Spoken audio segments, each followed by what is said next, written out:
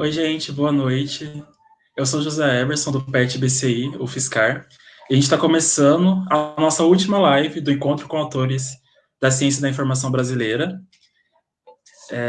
Boa noite para todo mundo que está chegando. Eu vi que algumas pessoas já comentaram. Então, quem for chegando, dá boa noite aqui, curte a publicação para a gente saber que vocês estão aqui. E a nossa palestra de hoje vai falar sobre colecionismo bibliográfico. Então, se você conhece alguém dessa área, que estuda, que pesquisa, ou algum profissional, compartilha com essa pessoa essa live para a gente disseminar mais esse conteúdo. Então, daqui a pouco eu vou chamar a nossa convidada. Vocês estão ouvindo bem? A imagem está boa?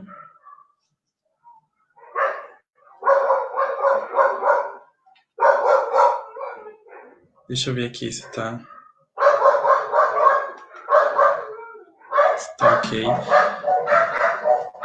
Gente, meus cachorros começaram a latir, então desculpem o barulho. E tá um tempo de chuva, então a conexão talvez em algum momento ou outro possa cair, mas isso pode acontecer e a gente dá continuidade com a atividade. Então, ó, o som acho que tá ok, né? Ok, então.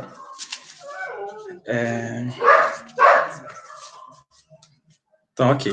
Então, vamos continuar. Desculpem o barulho dos meus cachorros. Então, antes de começar, a gente vai fazer no mesmo esquema, né? Mas, para o final, a gente vai disponibilizar um formulário para vocês preencherem, para a gente contar a participação de vocês e para a gente ter o feedback também. E depois a gente envia para vocês os certificados e as referências. É importante falar que a gente vai enviar o certificado para todo mundo, tá? Dentro de uma semana. Então, vocês vão receber o certificado e a gente envia por e-mail. As perguntas a gente deixa para o final, vocês podem fazendo durante a apresentação aqui nos comentários, porque a gente já vai salvando, e no final a gente coloca as perguntas aqui e faz para a convidada. Bom, então essa atividade é o Encontro com Autores da Ciência da Informação Brasileira. É uma atividade do PET BCI UFSCar, que tem apoio também da coordenação de curso, e a gente está fazendo essa atividade para discutir, conhecer trabalhos de pesquisadores, né, aqui do Brasil, e que trazem estudos recentes. Então, hoje a gente tem aqui a doutoranda Admeire Santos.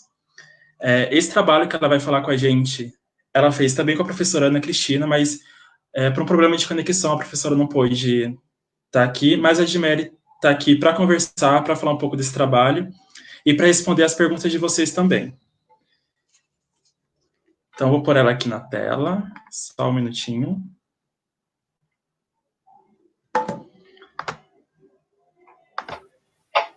Oi, Admeire.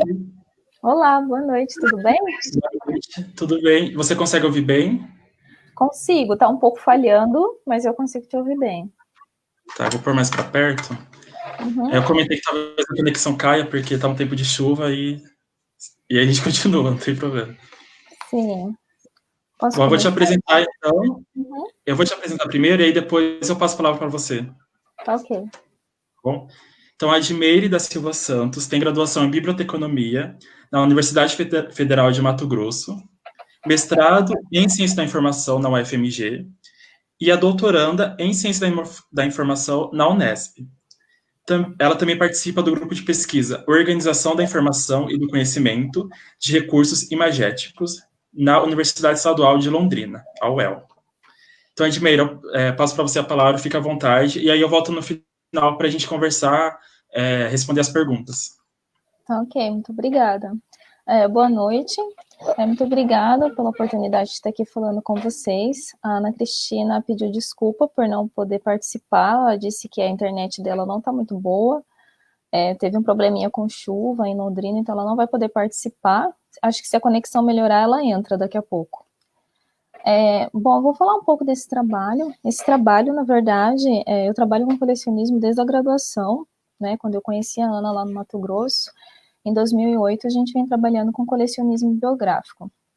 Ele não é o tema do meu doutorado, mas eu sempre volto no colecionismo biográfico para revisar um pouco esse conceito, para analisar como é que ele vem sendo trabalhado dentro da área. Então, o colecionismo biográfico, eu comecei a trabalhar com ele com obras raras, né? Foi aí que eu comecei a me interessar por esse tema. E esse artigo, em específico, ele revisita esses estudos feitos sobre o colecionismo no Brasil. Então, ele vai dar um panorama para a gente, mais ou menos, de como que esse tema vem sendo trabalhado dentro da ciência da informação. Antes de começar a falar do colecionismo biográfico, eu queria falar um pouco sobre a Suzanne Brie. Não sei se vocês conhecem ela. Ela é conhecida como a Madame Documentação, né? E ela tem um clássico exemplo para a gente do antílope. Esse exemplo, ela fala que o antílope numa floresta, ele é um animal, né? E o antílope dentro de uma unidade de informação, ele é um documento. Então, esse exemplo para nós, que trabalhamos com colecionismo, ele é muito importante, porque ele já dá essa perspectiva de estudo e já concilia um pouco o trabalho do colecionismo dentro da ciência da informação. Então, é interessante a gente ficar com esse conceito de documentação que a Suzanne Brie traz para a gente. Então, assim, quando a gente pensa nesses temas nesse tema um pouco mais tangenciais dentro da, vamos dizer assim, pouco estudado, ou que é um pouco fora do que a gente trata dentro da ciência da informação, a gente sempre ouve, principalmente quando eu estava na graduação e no mestrado, como é que esse tema se relaciona com a nossa área. Então, eu acho muito importante, toda vez que a gente for trabalhar essa temática, a gente repensar ele dentro da ciência da informação como um todo, né? Então, assim, por que coletar? Né? O colecionismo, o ato de coletar documentos, de coletar materiais, ele está atrelado com o desenvolvimento humano. Né? Então, se a gente for parar para pegar todo o desenvolvimento de como surgiu juntar objeto, a gente consegue fazer aí uma ligação com o desenvolvimento humano. Né? Então, eu peguei aqui 5 períodos para falar para vocês de como que o ato de coletar objetos esteve atrelado com o desenvolvimento humano. O primeiro deles é a pré-história. Na pré-história, o homem ele coletava para evoluir. Então, cada peça que ele coletava estava atrelado com o desenvolvimento dele enquanto ser humano. Então, aquela atividade que ele precisava desenvolver, aquele objeto ele tinha uma função mais utilitária para o homem, né, naquela época. Já no período medieval, a gente percebe que os objetos, frutos daquela coleção, eles estavam muito atrelados com o sagrado, né? Então a gente percebe ali que tinha todo um viés teocêntrico ali dentro, né? Então Deus ele era o centro do pensamento para formar aquela coleção. Então, quando a gente pensa nos reis do período medieval, eles eram muito atrelados àquilo que Deus escolheu. Então, se a gente for parar para fazer uma reflexão sobre isso, a igreja ela tinha muita influência sobre essa formação de coleção também, né? O período renascentista, no Renascimento, já é um momento que começa essa ruptura, né? Então a gente começa a perceber que essa ruptura com o sagrado, ela começa a refletir também dentro da formação de coleção. Então, assim, ele não é uma ruptura total, mas é em certa medida, né? Então, começa, assim, a aparecer experimentos, artefatos naturais, que eles vêm a querer comprovar algo, mas isso só se consolida mesmo no iluminismo. Que é ali no iluminismo que as coleções, elas ganham essa característica de comprovação. Então, ela já está muito atrelada com o método, com aspectos críticos. Então, quando a gente vai pegar uma coleção formada nesse período, ela está muito ali para comprovar algum fato, tem aquela necessidade de comprovar algum evento, alguma característica, fato científico, então ela já é muito mais ligada a isso, né? E a última, que é a contemporânea, a gente percebe, isso é muito visível para a gente, muito tranquilo para a gente dar exemplos sobre isso, porque a gente está vivendo isso. Né? Então, essas características, ela foi colocada por Bloom, e também ela é retomada dentro da ciência da informação pelo Renault e pelo Casal, né? Araújo, acho que é o sobrenome do casal. A gente costuma falando casal e esquece que o sobrenome dele é Araújo. Enfim, então, essa coleção contemporânea, ela tem, acho que eu posso apresentar para vocês 4 características. A primeira dela é essa produção de coleção, né? Para quem gosta de ler, para quem gosta de livros, tem aquela editora, como que é o nome? Dark Side Books. E assim elas têm um livro que, na verdade, não é só para quem gosta de ler, para quem gosta do livro. Então você percebe que eles produzem aqueles livros já com característica para pessoas que gostam de colecionar. Porque é um livro mais bonito que o outro, tem edição especial, enfim, eles têm um design muito bonito para produzir os livros, né? A gente percebe também que nessa produção de coleção tem um exemplo assim que é muito legal de observar, que é das blogueiras que fazem maquiagem, né? Eu lembro que quando eu era criança, eu via minha mãe ou minha tia passando maquiagem, era aquele pó compacto que tinha uma buchinha e você passava aquilo no rosto, era suficiente. Agora, se a gente vai ver um tutorial e tem aqueles inúmeros pincéis, e aí você vai comprar um pincel, você quer o outro, você percebe que as empresas, elas fabricam aqueles pincéis justamente por isso, né? Você vê as meninas abrindo aqueles estojos incríveis de pincéis na frente, aquela coleção maravilhosa de pincel. Então, assim, essa produção da coleção, ela já está... É uma das características da coleções contemporânea, né? Outra característica também são as coleções digitais, né? Todos nós, quando vai sair, vai dar uma volta, tira uma foto de algum evento. Então, você está com seus amigos, faz uma selfie. Você está indo comer uma pizza, tira uma foto da pizza. Então, quando você vai ver, seu celular já está abarrotado de imagens. E aí você, às vezes, salva no computador, ou não salva, enfim, tem algum acervo particular para isso. Mas você já tem um acervo de coleções digitais, seja de fotos, seja de livros em PDFs, ou Kindle, enfim, a gente já tem uma coleção digital formada, né? Posso dizer que uma maioria das pessoas já tem essa coleção digital. Também, outro exemplo é trabalhado pela professora Júlia Kripa, que ela trabalha a questão da desmaterialização dessas coleções, né? Então, ela coloca não só a questão da visita online ou da digitalização online, mas ela trabalha toda essa questão de como essas coleções digitais elas vêm influenciando na nossa relação com esses objetos de memória, seja ele dentro de um museu, seja ele dentro de uma biblioteca, e a gente consegue ver muito isso dentro dessa pandemia, porque assim, muitos museus, eles liberaram para a gente conseguir fazer essa visita online, então a gente consegue ter uma visão muito ampla do que é essa desmaterialização de coleções. Então, elas não estão mais ali física. A relação que a gente tem com ela é online, então já não é mais você ir no museu para poder fazer essa troca.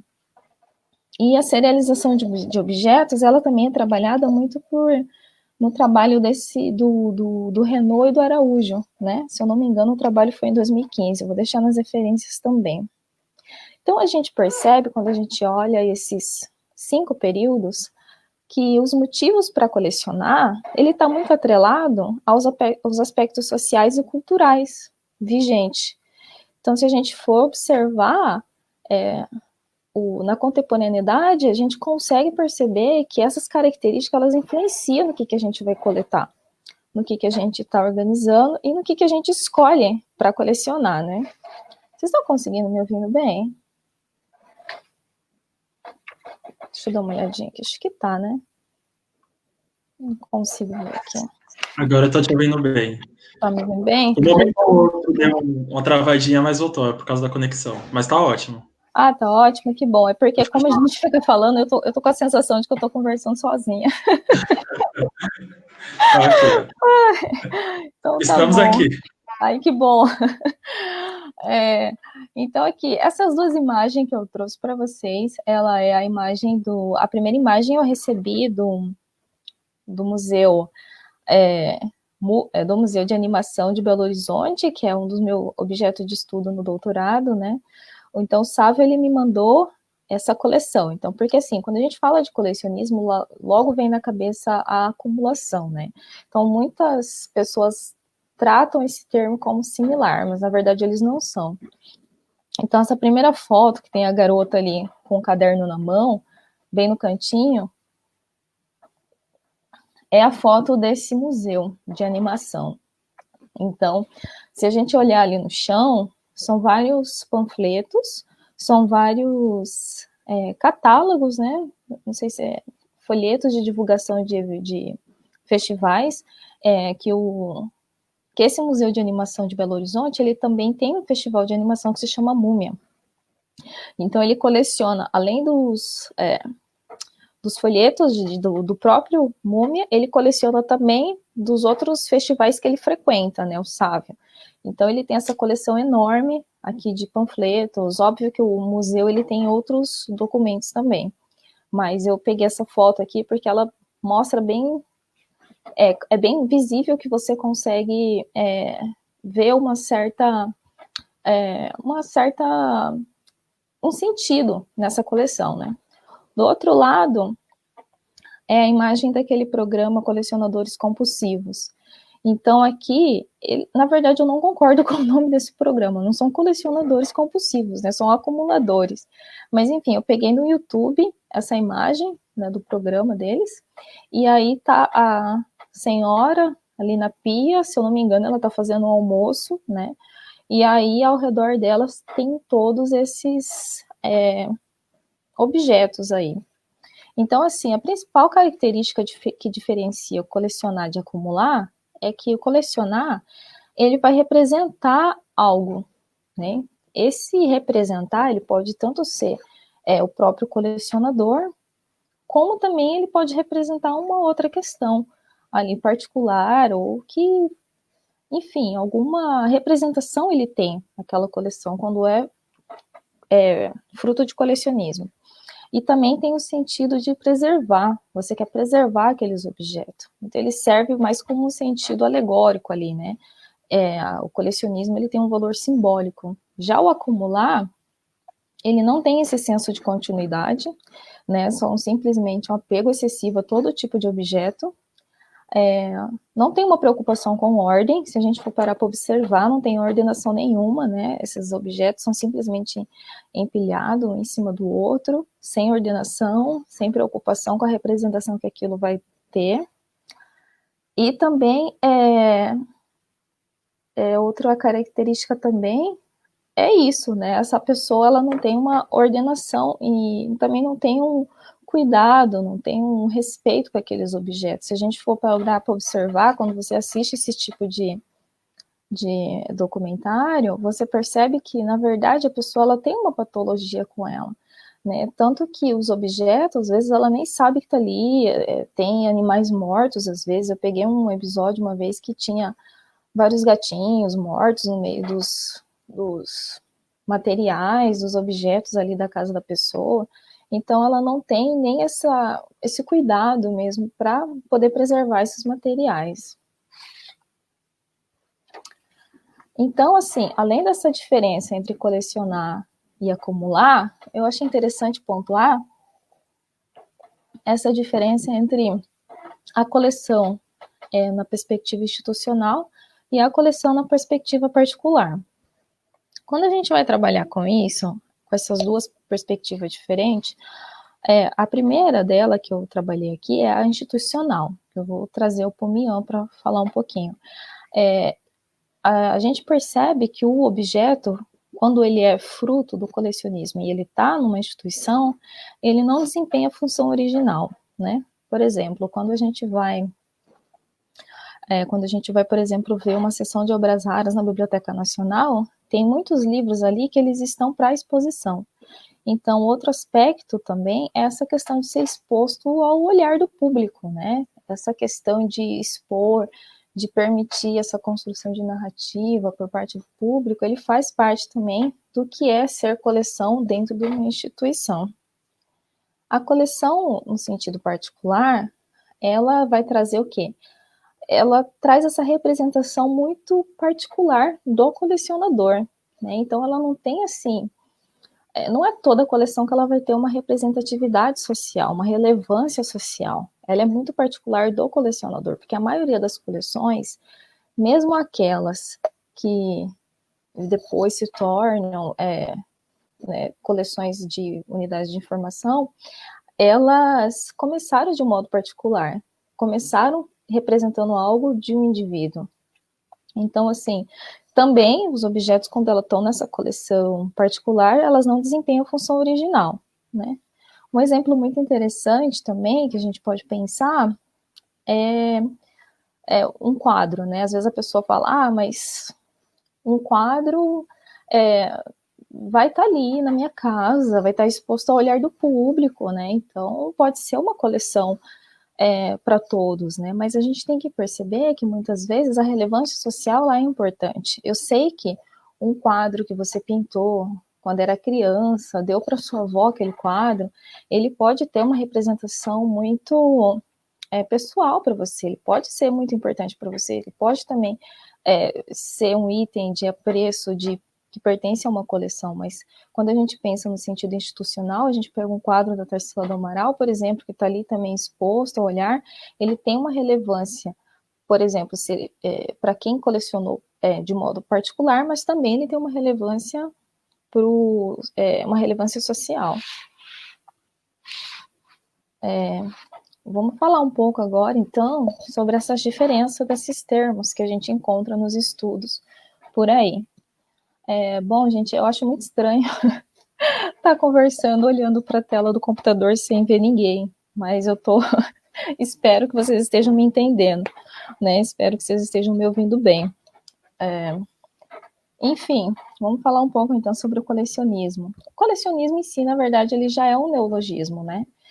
Quando a gente pega o conceito, toda vez que a gente vai pesquisar, que a gente vai ver, que a gente busca algum estudo sobre o colecionismo, a primeira vez que eu me deparei com isso, eu percebi que não era uma palavra ainda no dicionário, ela era um neologismo, era uma criação ali dos teóricos que estavam trabalhando com coleção, né?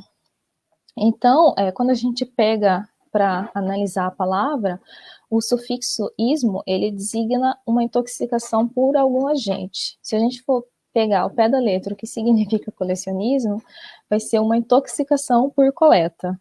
Então, o colecionismo biográfico seria uma intoxicação por coleta de livros, né? Se a gente for traduzir bem ao pé da letra, o que significa? A bibliofilia, por vezes, ela é tratada como similar, quando a gente pensa numa perspectiva de um senso comum, sabe? A gente olha a questão da bibliofilia, da bibliomania e do colecionismo, eles são tratados como sinônimos. Mas a bibliofilia, ela surge justamente do diálogo com colecionadores. Quando a gente pega o livro do Mindlin ou do Rubens Borba de Moraes, eles trabalham com esse termo, eles se identificam como bibliófilos. Então, para eles, esse termo, ele reflete muito o hobby, o amor que eles têm pelos livros. Quando a gente trabalha com o termo bibliofilia, a gente está trabalhando de uma perspectiva do colecionador, você está ali lidando com as pessoas que coletam, que se identificam e geralmente utilizam esse termo bibliofilia. Então, o filia, esse finalzinho, ele está relacionado também à coleta de outros materiais, né? Eu coloquei alguns exemplos aqui para vocês, que é ecofilia, filatelia, enfim, existem outros também, cartofilia. Esses aqui foram só alguns exemplos que eu peguei no trabalho do Ralph Schneider, se eu não me engano, é assim que pronuncia o nome dele. Já o bibliomania, ele está muito associado a uma patologia, né? Então, quando a gente pega o termo bibliomaníaco, ele está muito associado a uma questão problemática, né? Porque a pessoa ela não vai ter uma ausência de valor, ela só quer pegar e não tem um critério, né? Ela não vai ter uma estrutura ou um critério mesmo para definir o que vai ser coletado ou não. Então, sendo livro, ele vai coletar. Deixa eu virar aqui a página. Então, quando a gente pega essas razões para colecionar, eu trouxe aqui a Formanek para falar um pouquinho para vocês, né? Que ela apresenta essas 5 razões para colecionar, baseado num estudo que ela fez com colecionadores. Então, ela entrevistou, não me lembro agora quantas pessoas específico foi, mas ela entrevistou pessoas que colecionavam, e nessa entrevista ela conseguiu identificar esses 5 critérios, né? Mas vale ressaltar, inclusive ela faz essa ressalva nessa pesquisa, que às vezes a pessoa fala o que ela acredita que vai agradar o outro, né? Então ela deixa isso bem claro, que isso também poderia estar existindo ali. Mas, de qualquer forma, ela pontua esses 5 elementos a respeito do ato de colecionar, das razões para colecionar. A primeira delas é para si, né? A pessoa coleciona para ela mesma, para uma satisfação pessoal. A segunda é para os outros, né? Vou colecionar para mostrar que eu tenho, vou colecionar para impressionar por meio da minha coleção. O outro é como preservação, né? Que a gente tem essa questão de manter para as próximas gerações, essa questão desse senso de continuidade. Como investimento financeiro, que foram poucos, né? Ela ressalta que a maioria estava muito atrelada à paixão ou para preservação, e como vício, né? Que a gente pode pensar aí também um pouquinho da questão da bibliomania. Então, nesse mesmo livro, que a Susan Percy ela é organizadora, ela publica um capítulo. E nesse capítulo, ela também apresenta as características da coleção. Então, além de ser as razões para colecionar, tem umas vertentes dos estudos que eles se preocupam com o quê? Com as características dessas coleções. Então, existe a coleção que é para lembrança, a coleção que é como objeto de fetiche e a sistemática também.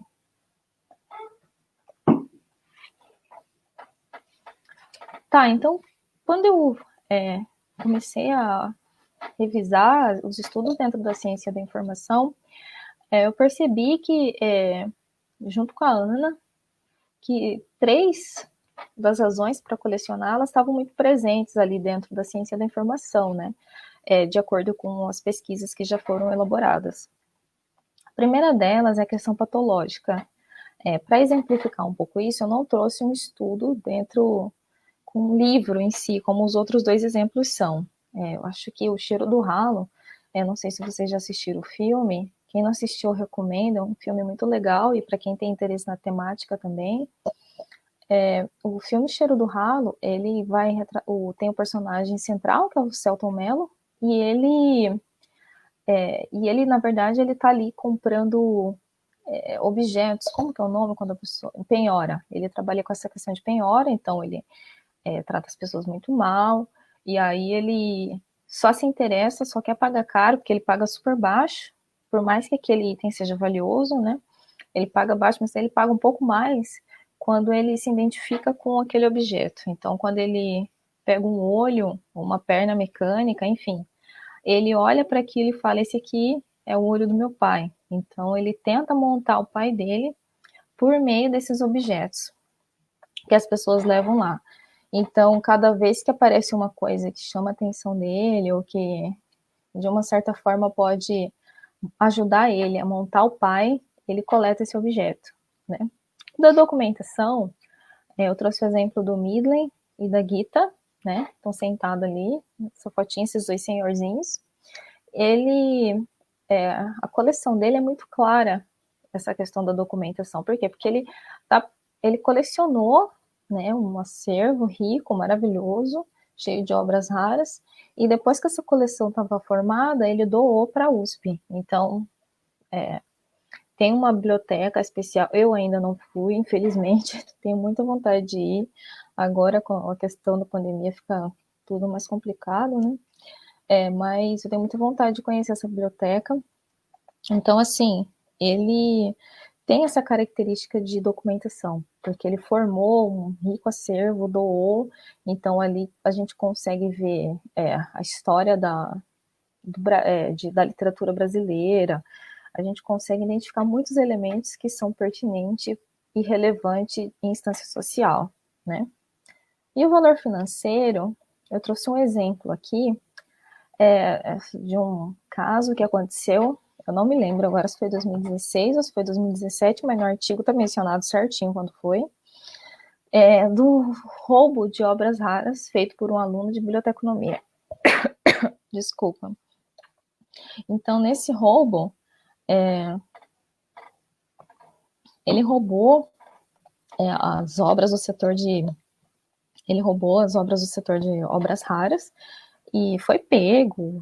Para quem quiser ler a matéria, eu conferi hoje, ainda está lá no Estadão. Eu também menciono, conto um pouco dessa matéria dentro do artigo, para quem quiser olhar também. Mas, assim, essa questão do valor financeiro, a gente percebe justamente nisso, nessa questão do roubo, a gente percebe como que eu posso falar, segurança de obras raras, a gente encontra muitos estudos dentro da ciência da informação, dentro da biblioteconomia que trabalham com isso. E também a Júlia Kripa, ela fala uma coisa muito interessante no artigo dela, que a partir do momento que você impossibilita ou restringe o acesso ou acesso monitorado, já fica implícito que essa obra ela tem um valor financeiro, né? Então esse valor ele fica implícito nessas atitudes de guarda, de monitoramento, né? Então, para quem quiser saber, se eu não me engano, eu não sei se já foi feito, mas eles iam produzir um filme sobre isso, né? Aí eu lembro que na época tinha alguns bibliotecários revoltados, que não era para fazer, que iam romantizar um crime. Enfim, eu preciso até pesquisar para ver se esse filme saiu ou não. Então, aqui nesses quadros, eles estão mostrando os estudos que foi identificado nessa pesquisa que nós fizemos. Não dá para ver muito bem, eu acho, porque eu não estou vendo bem daqui.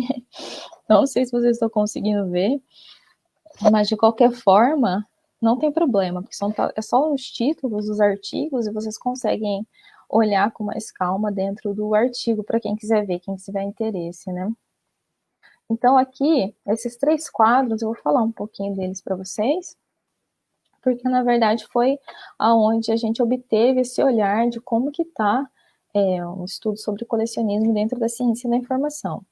Então, assim, esses estudos nos mostraram que, antes de tudo, existe pouco estudo sobre colecionismo dentro da ciência da informação. E esses estudos, nós encontramos que eles trabalham com essa questão da institucionalização, trabalham também muito com essa vertente da obra rara, né? A gente encontra estudo também que trabalha essa questão cinematográfica, né? A gente vai encontrar estudo, por exemplo, que relaciona a questão que analisa o filme Toy Story, o filme da Amélie Poulain. Então a gente tem vários vertentes dentro da ciência da informação que também trabalham com filmes e o colecionismo dentro dos filmes.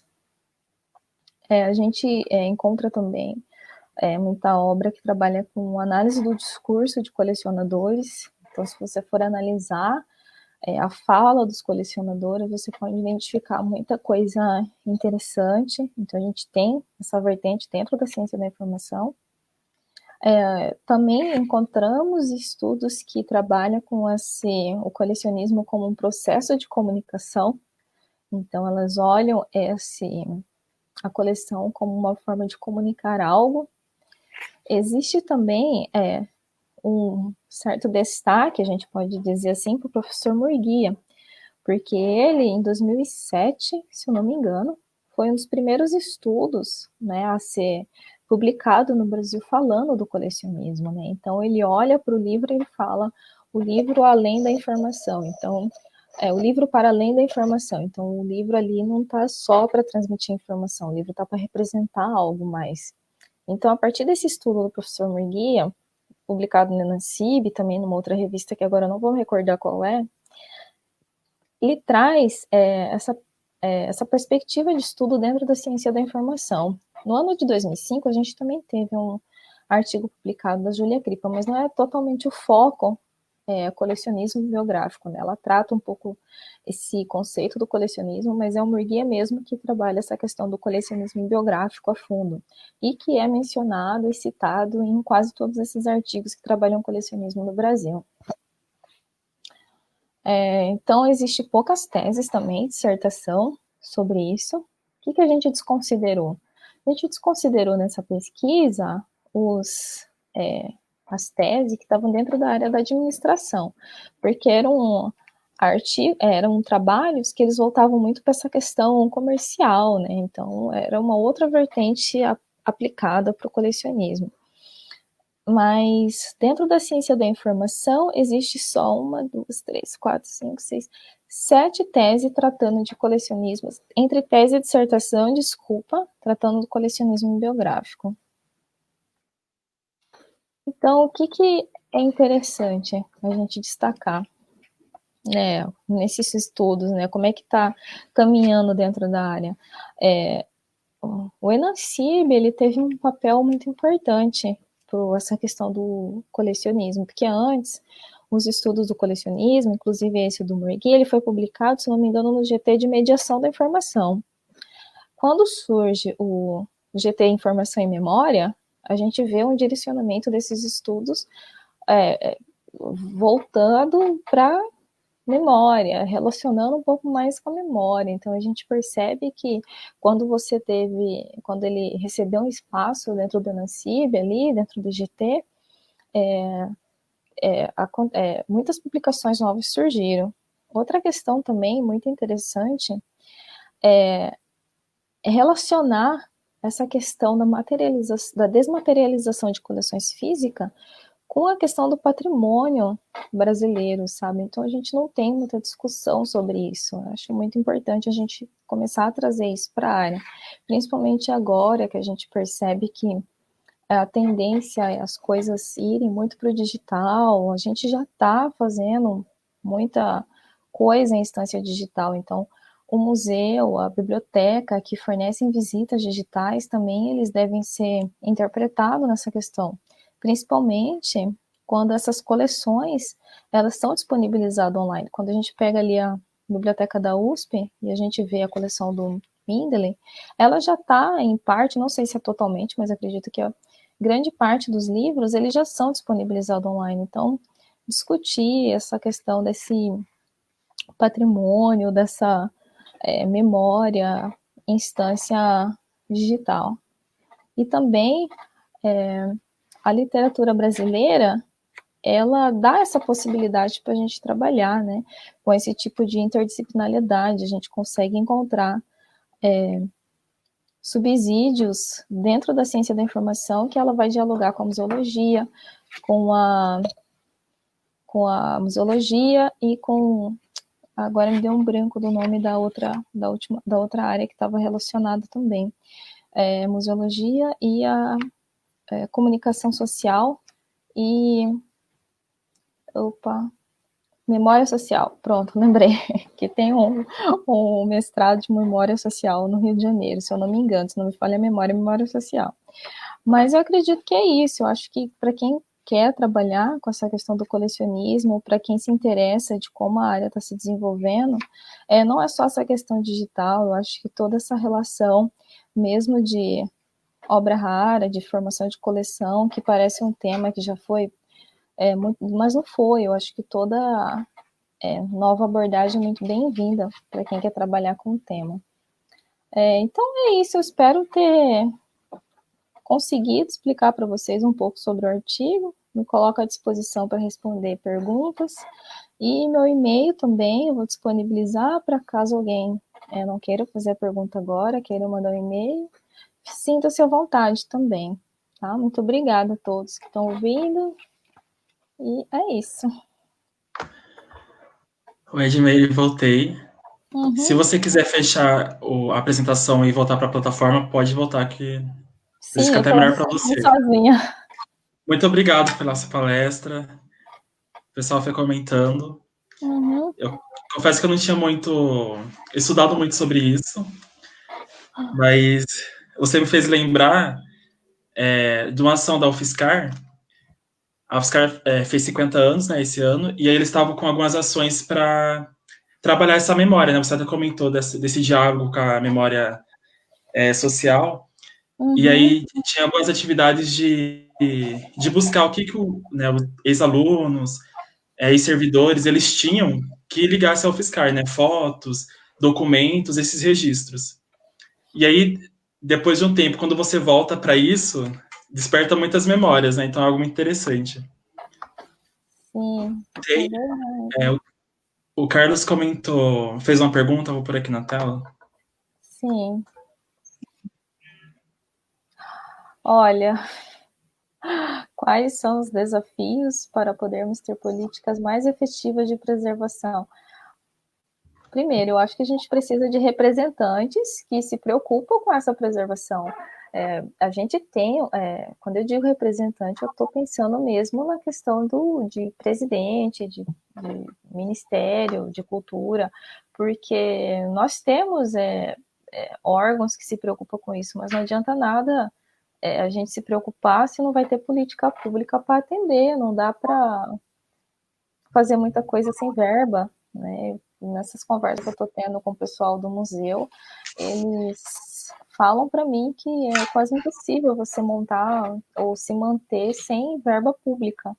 Então, acho que o maior desafio mesmo é a gente conseguir colocar pessoas ali que se preocupam também em preservar, né? Para poder fortalecer as políticas que já existem e criar novas. Bom, mas essa é uma opinião de alguém que não trabalha muito com política pública. Talvez se quiser saber uma opinião mais formal, mais consolidada a respeito, eu tenho um amigo que trabalha com políticas públicas, posso passar também o contato dele. Deixa eu pôr mais uma pergunta aqui. Uma pergunta da Raquel. Ela pergunta: existem estudos sobre o patrulhamento dos livros digitais nas instituições públicas? Olha, eu ainda não encontrei sobre livros digitais em instituições públicas. Estou tentando lembrar aqui, mas não. Olha, eu preciso dar uma pesquisada para ver se eu encontro alguma coisa para te falar, Raquel. Posso te mandar um e-mail depois, mas durante a minha pesquisa, eu não encontrei nenhum que falava sobre essa questão de patrimônio de livros digitais. Mas essa coleta de dados eu fiz em 2018. Então, pode ser que depois dessa coleta de dados tenha surgido novos estudos, né? Então, preciso dar uma conferida. Okay. Uhum. Deixa eu ver os comentários. Precisamos ter Tiago algo. comenta. Uhum. Precisamos ter aulas de memórias nos anos iniciais, né? Eu acho que depende da grade curricular, né?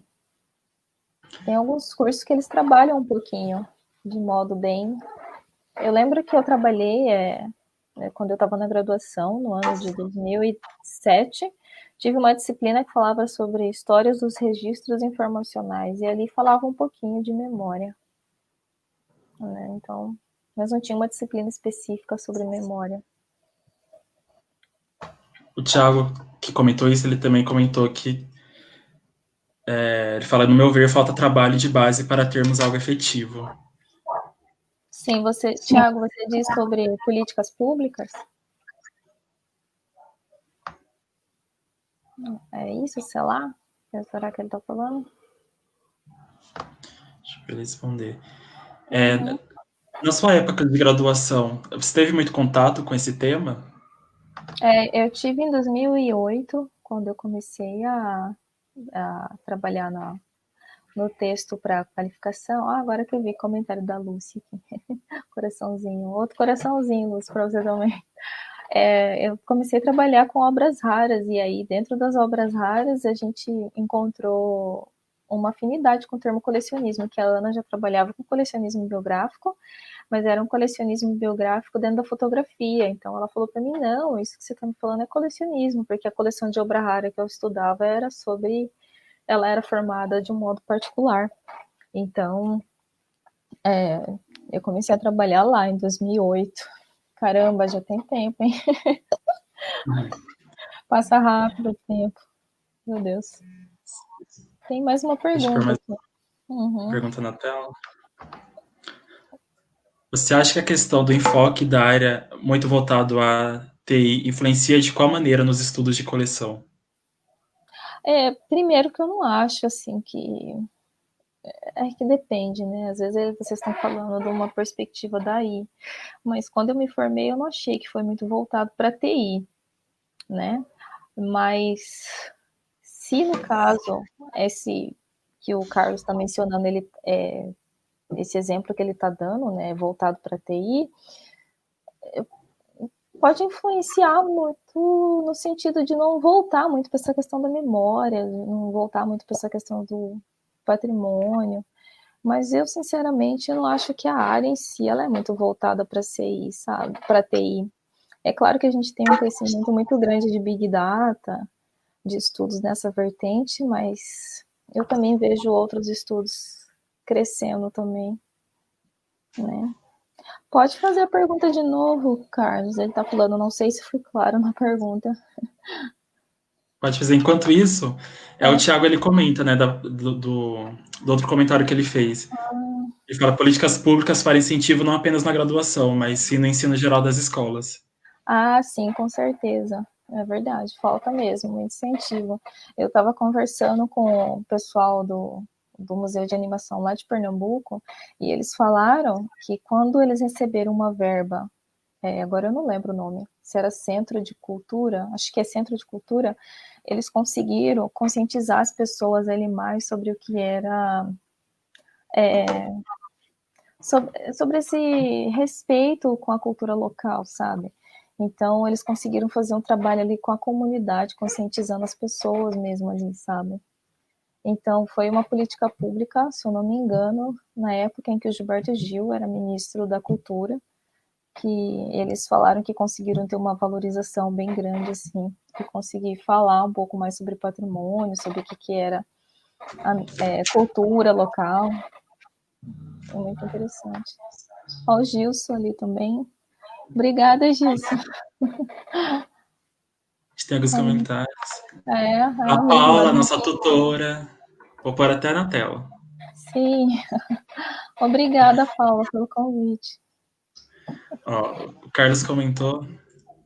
Não sei se já coloquei essa. Eu acho que ele É comentou. sobre a pergunta que ele fez, né? Aham.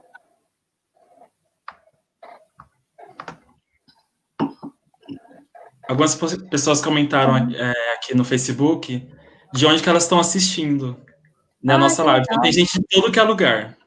Ai, que bacana. Inclusive, eu não falei, mas a nossa convidada ela é muito internacional, porque ela está na Suécia agora. Sim, tô aqui, Está aqui gente. com a gente. Então, o pessoal de Floripa, Minas Gerais, Que bacana. bastante gente. Daqui a pouco eu vou. Eu quero te agradecer por essa palestra. Tem alguns comentários falando parabéns, agradecendo. Depois você pode ver também. Chegou mais um comentário, deixa eu ver aqui. Vou pôr aqui na tela, você consegue ver? Sim, Ó, consigo. Belo Horizonte, Agora bastante dizer. gente. O que Sim. podemos fazer para que a nossa geração e as próximas possam recordar e estudar a nossa cultura e movimentos? O que podemos fazer para nossa geração e o próximo recordar e estudar? Eu acredito que a gente já vem fazendo, né? As funções das instituições de memória, ela tem isso, né? Essa função da biblioteca, do museu, do arquivo, de coleções pessoais. Hoje em dia, eu acho que todos nós temos espaço para poder preservar também, né? Todos nós temos acesso, temos formas de conseguir preservar isso de alguma forma para a geração futura. Mas acredito que, sem sombra de dúvida, as políticas públicas têm um papel primordial nisso também.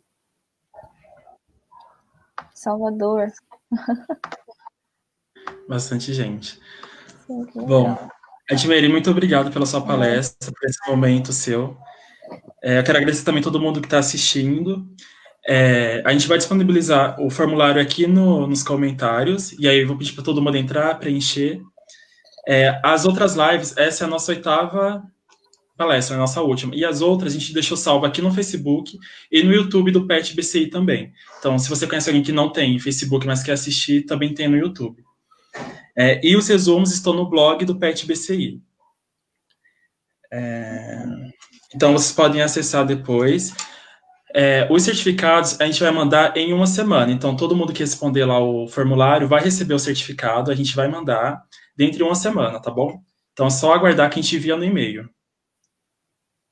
Sim. Só vou ler o comentário da minha mãe, tá? Tá lá. Parabéns, minha filha. Ah, Obrigada. deixa eu ver, vou pôr ela na tela.